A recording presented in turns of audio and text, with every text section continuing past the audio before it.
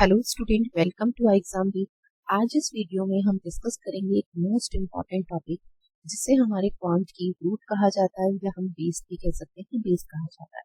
तो पहले आप सोचिए कि ऐसा कौन सा टॉपिक है जिसे हमारे क्वांट का रूट कहा जाएगा। तो देखिए, हमारे पास क्वांट में बहुत सारे टॉपिक हैं जिनका वेटेज हमारे एग्जाम्स में डिफरेंट डिफरेंट रहता है, पर परसेंटेज की बात करें तो परसेंटेज एक ऐसा टॉपिक है, ठीक है, जिसका इन्वॉल्वमेंट हर चैप्टर में रहता है और इसे हमारे क्वांट का रूट कहा जाता है, बेस कहा जाता है। ठीक है, तो आज हम परसेंटेज टॉपिक डिस्कस करेंगे जो हमारे आईबीपीएस एएफओ एग्जाम के लिए एंड जीएसएसबी एग्जाम के लिए मोस्ट मोस्ट मोस्ट इम्पोर्टेंट है।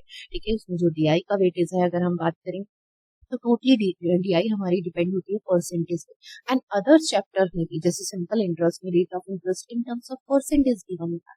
तो इस चैप्टर का हमारा कॉन्सेप्ट बिल्कुल बेसिक क्लियर होना चाहिए। तो आज हम इसमें परसेंटेज टॉपिक ही डिस्कस करेंगे।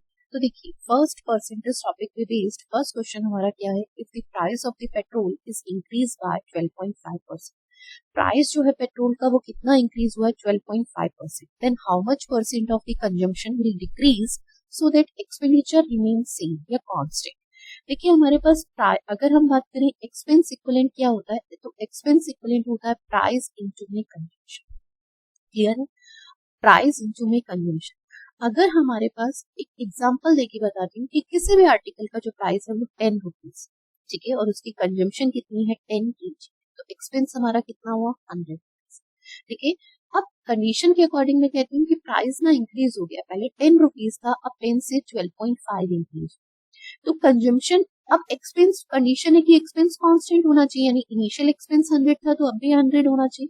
तो प्राइस अगर 10 से 12.5 हुआ है तो ये अंडरस्टूड है कि कंजम्पशन क्या होगी, प्राइस अगर इंक्रीज हुआ है तो कंजम्पशन हमारी डिक्रीज होगी। ठीक है, जो भी वैल्यू आएगी, अब क्या हम 100 को 12.5 से डिवाइड करेंगे तो कितनी आएगी कंजम्पशन की।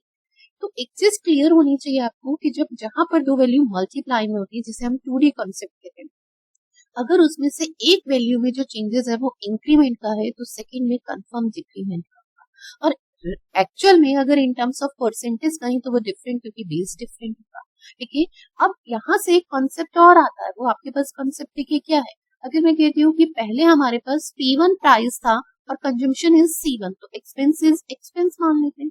सेकंड में अगर मैं कहती हूँ कि प्राइस अब कितना हो गया उस आर्टिकल का P2 and consumption is C2, तो एक्सपेंस आपके पास क्या है, तो एक्सपेंस इज P2 इनटू में C2। ठीक है, तो दोनों कंडीशन पे एक्सपेंस कांस्टेंट है तो हम इन दोनों वैल्यू को क्या है, इक्वल रख सकते हैं। हम इन दोनों वैल्यू को क्या रख सकते हैं, इक्वल। तो यहाँ से हमारे पास एक रूल आता है और एक हमारे पास कंडीशन बनती है, वो क्या है कि P1 अपॉन में P2 किसके इक्विवेलेंट है, C2 अपॉन में C। तो यहाँ से कंक्लूजन आया कि जो प्राइस में रेशो है, जस्ट रिवर्स रेशो किसमें होगा, कंजम्पशन में, अगर एक्सपेंस को क्या रखा जाता है, कॉस्ट। तो ये इस क्वेश्चन का बेस था। ठीक है, अब हम समझेंगे प्राइस में। देखिए कितने का इंक्रीमेंट है, तो प्राइस में परसेंटेज इंक्रीमेंट आपको गिवन है 12.5। ठीक है, तो यहाँ पे मैं पहले ओरिजिनल प्राइस ले रही हूँ एंड देन न्यू।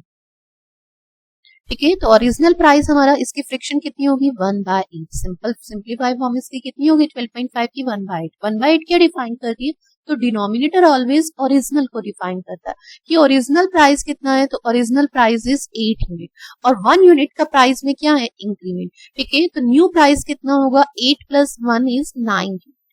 तो ये हमारे पास क्या है, ओरिजिनल एंड न्यू प्राइस में रेशो। तो जो प्राइस में रेशो होता है, जस्ट रिवर्स अभी हमने पढ़ा है कि किस में होता है, कंजम्पशन।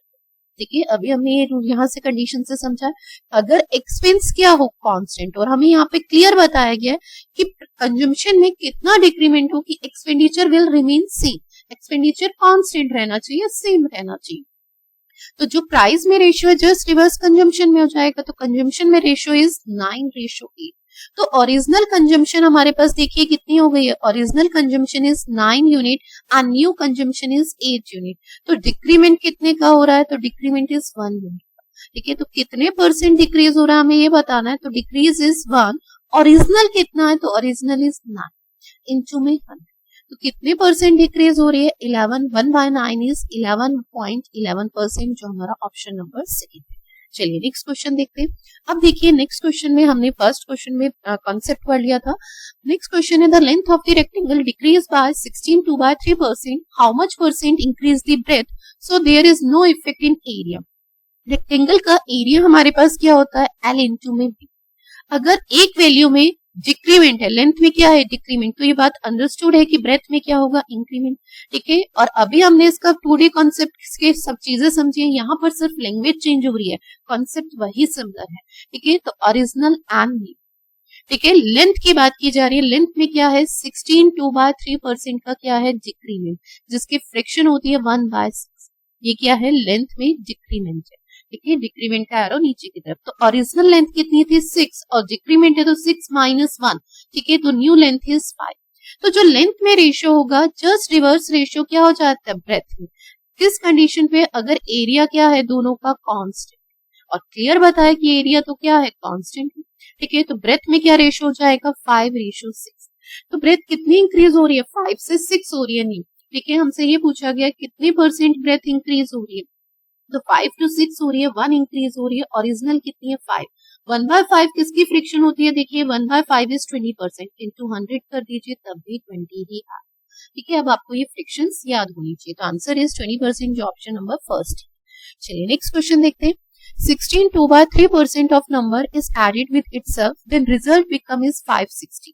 इससे पहले एक कॉन्सेप्ट समझेंगे, हमारे पास क्या है जो गिवन है ना उससे क्या करते हैं डिवाइड, और जो फाइंड करना होता है उससे मल्टीप्लाई, और ये दोनों वैल्यू या तो इन टर्म्स ऑफ परसेंटेज होगी या in terms of unit.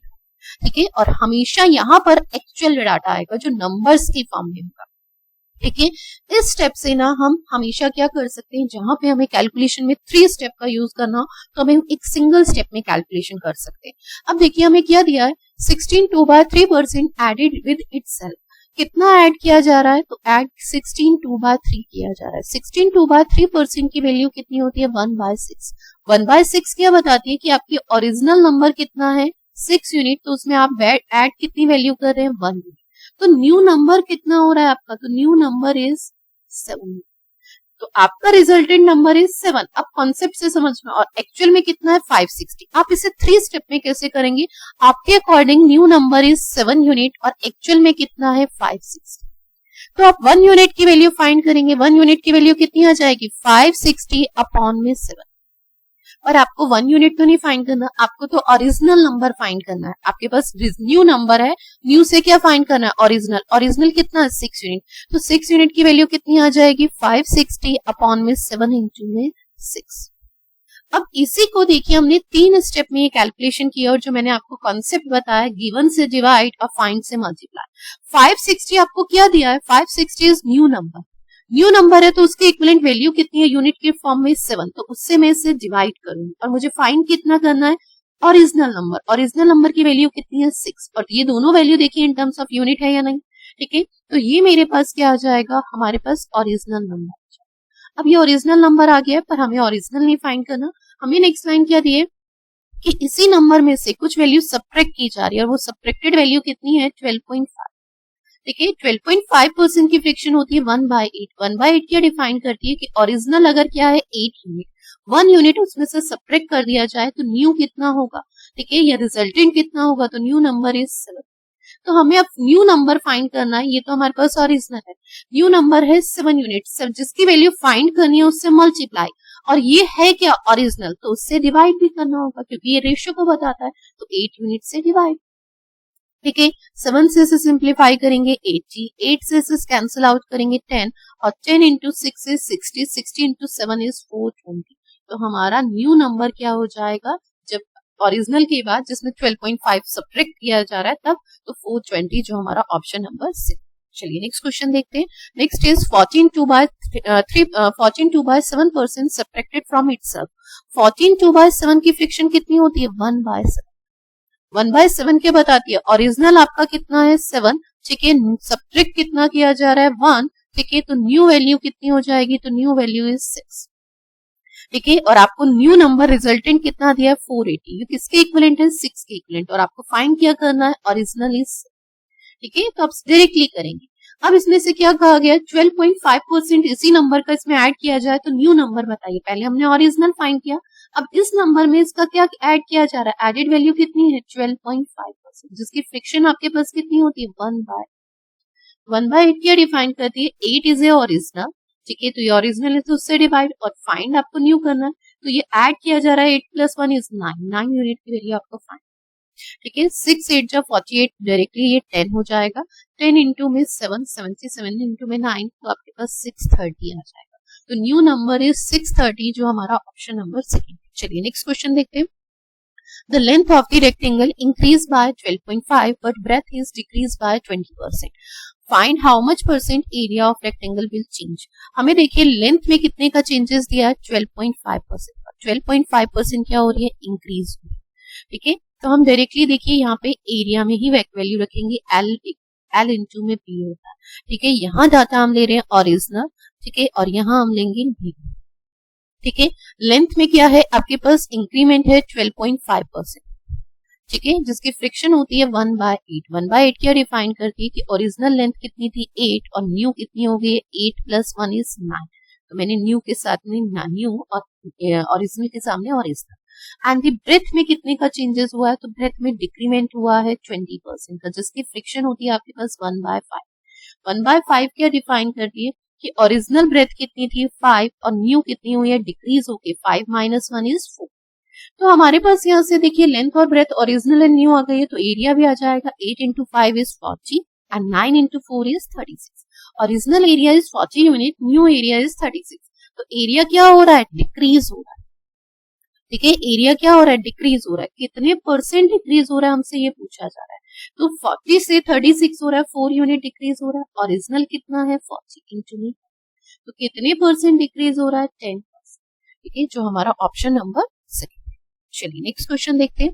If the base radius of the right circular cylinder is increased by 40%, radius को कितना इंक्रीज किया जा रहा है, तो रेडियस इज 40%।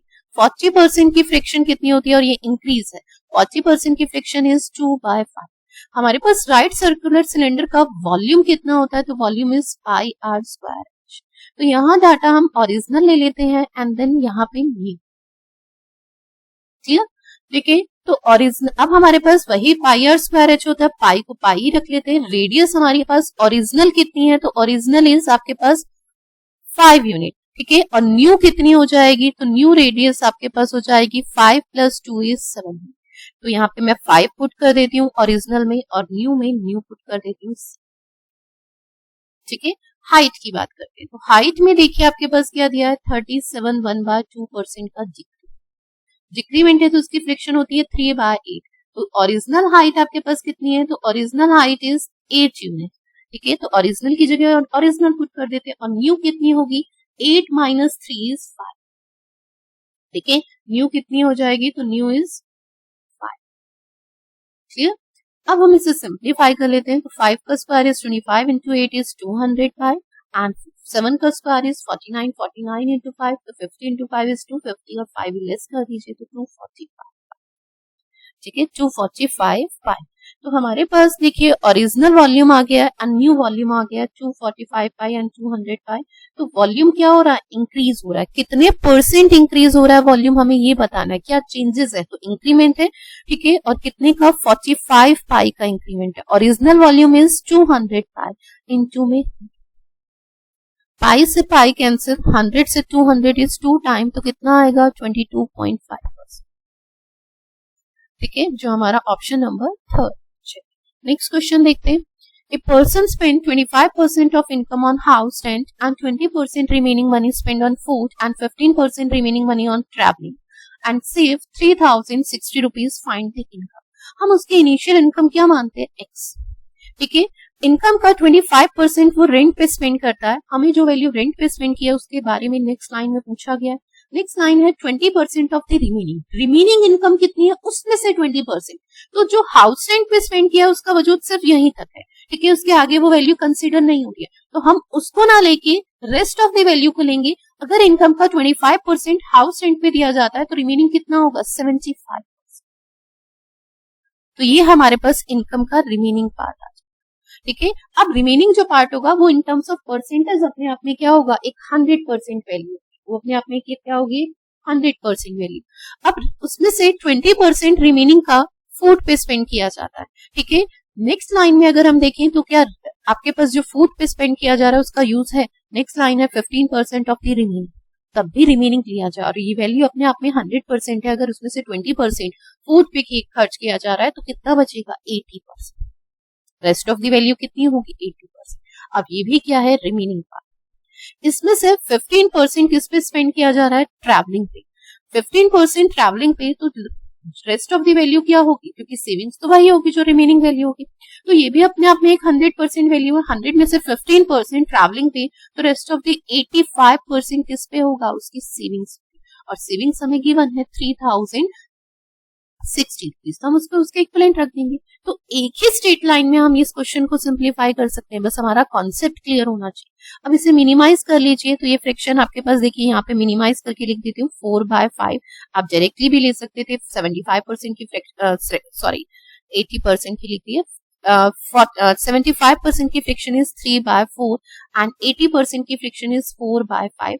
तो आप इसे पहले भी मिनिमाइज करके लिख सकते थे एंड ये 17/5, ठीक है। किसके इक्विवेलेंट है 3060, ठीक है। 4 से 4 कैंसिल आउट, आपके पास 3 इंटू में 17 इज 51 और 51 से 306 6 टाइम यानी 60, ठीक है। और ये 5 इंटू 20 इज 100। 100 इधर क्रॉस मल्टीप्लाई में चला जाएगा तो एक्स की वैल्यू कितनी आ जाएगी 60 इंटू में 100 इज 6000, ठीक है। तो उसकी इनिशियल इनकम हमने कितनी मानी थी एक्स, जो इसकी वैल्यू कितनी आई 6000 रुपीज। तो उसकी इनकम कितनी है, हमसे इनकम ही पूछा गया था 6000 रुपीज, जो इनमें से कोई भी ऑप्शन, ठीक है। तो answer is none of this, ठीक है। चलिए थैंक यू सो मच।